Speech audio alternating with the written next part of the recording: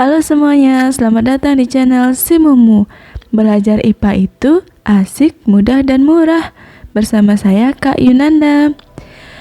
Pada video kali ini kita akan melanjutkan pembahasan sebelumnya, yaitu objek IPA dan pengamatannya. Bagian B, pengukuran. Pengukuran sebagai bagian dari pengamatan. Pernahkah kalian mengukur sesuatu? Coba deh kalian sebutin berapa tinggi badan kalian atau berapa berat badan kalian. Kalau kalian sudah bisa menyebutkan salah satu dari ketiga ukuran tersebut, berarti kalian sudah pernah melakukan sesuatu yang disebut dengan pengukuran. Agar lebih jelas, kita definisikan ya. Mengukur atau pengukuran merupakan suatu kegiatan membandingkan suatu besaran yang diukur dengan besaran yang sejenis yang dipakai sebagai satuan. Kakak tekankan lagi, membandingkan suatu besaran dengan besaran yang sejenis. Artinya ketika kalian mengukur panjang, berarti besaran yang digunakan sebagai pembanding adalah besaran panjang juga. Kalau kalian mengukur tinggi badan, kira-kira alat ukur mana yang digunakan? Apakah neraca atau penggaris? Benar. Jadi alat ukur yang digunakan adalah penggaris. Karena neraca adalah alat ukur untuk mengukur massa benda. Jadi tidak sejenis, tidak bisa digunakan. Di dalam melakukan pengukuran akan ada dua istilah yang sering kalian dengar, yaitu besaran dan satuan. Besaran merupakan segala sesuatu yang dapat diukur, dapat dinyatakan dengan angka, dan memiliki satuan.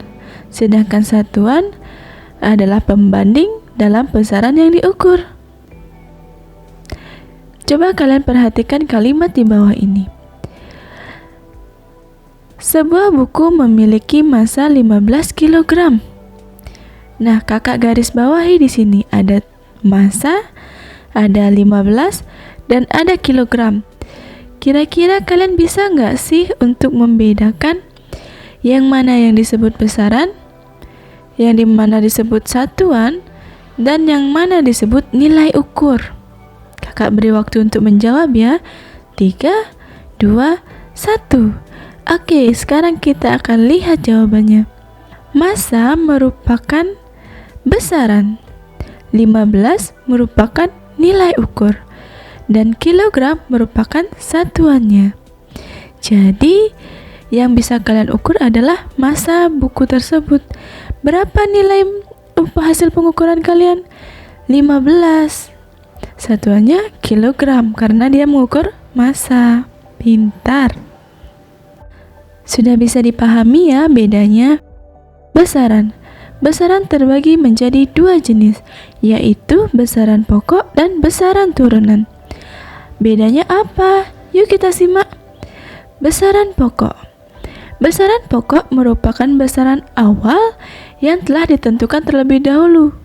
Besaran pokok inilah yang menjadi acuan bagi para peneliti untuk melakukan pengamatan. Dan oleh karenanya juga, besaran pokok ini sering disebut sebagai besaran induk.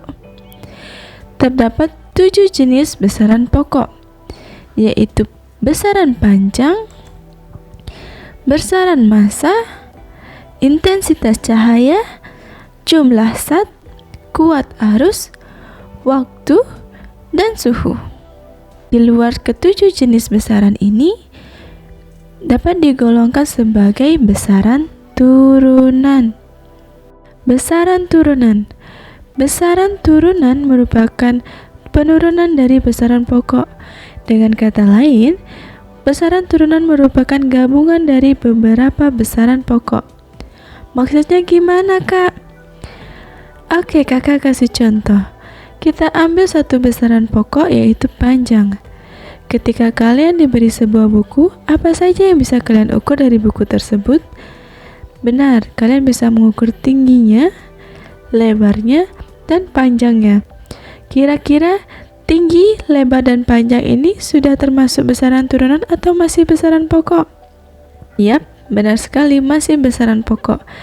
Tetapi ketika kalian diminta untuk mengukur luasnya, kalian harus mengalihkan dua buah besaran pokok, yaitu besaran panjang dan besaran panjang. Masih ingat kan rumus luas? Panjang dikali lebar. Ada banyak sekali besaran turunan di dunia ini. Ada volume, kecepatan, percepatan, gaya, usaha, dan lain-lain. Satuan dibedakan menjadi satuan baku dan satuan yang tidak baku. Satuan baku merupakan satuan yang diakui secara internasional. Satuan baku memiliki ciri-ciri bersifat tetap dan dapat digunakan di mana saja. Berikut adalah satuan-satuan internasional yang berlaku berdasarkan besarannya. Kalian bisa perhatikan pada tabel ya.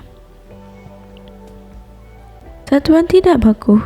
Satuan yang tidak baku tidak dapat digunakan secara internasional. Hal ini dikarenakan karena sifatnya yang tidak tetap. Terdapat banyak sekali jenis satuan yang tidak baku. Di antaranya adalah jengkal, langkah, tali, dan depa. Apakah benar satuan yang baku nilainya selalu tetap dan satuan yang tidak baku dapat berubah-ubah? Pertanyaan yang bagus. Mari kita buktikan. Pertama-tama, kalian harus menyiapkan alat-alat berupa satu buah penggaris dan satu buku catatan. Selanjutnya, kalian harus menyiapkan objek pengukuran berupa 3 buah benda yang berbeda ukuran. Kalian bisa pilih apa saja benda yang ada di sekitar kalian. Bisa meja, buku tulis, pensil, dan lain sebagainya. Yang pertama, kalian ukurlah objek dengan menggunakan jengkal kalian. Jangan lupa mencatat hasil pengukuran pada buku tulismu. Selanjutnya, objek yang sama kalian ukur menggunakan penggaris. Jangan lupa juga mencatat hasil pengukuran pada buku tulismu. Nah, ini kalian ulangi terhadap 2 benda lainnya sehingga kalian akan memperoleh hasil catatan berupa tabel sebagai berikut. Nama benda diisi dengan benda yang kalian ukur dan hasil pengukuran sesuai dengan hasil yang kalian peroleh. Ketika ketiga benda tersebut sudah selesai kalian ukur, carilah orang yang ada di sekitar kalian. Bisa ayah, ibu, adik, kakek, nenek, atau siapapun. Mintalah orang di sekitarmu itu untuk melakukan hal yang sama dengan yang kamu lakukan sebelumnya. Jangan lupa mencatat hasil pengukuran mereka. Selanjutnya, bandingkanlah hasilnya. Kalau kalian punya pertanyaan, kalian bisa tuliskan di kolom komentar atau hubungi kakak di media di bawah ini. Terima kasih.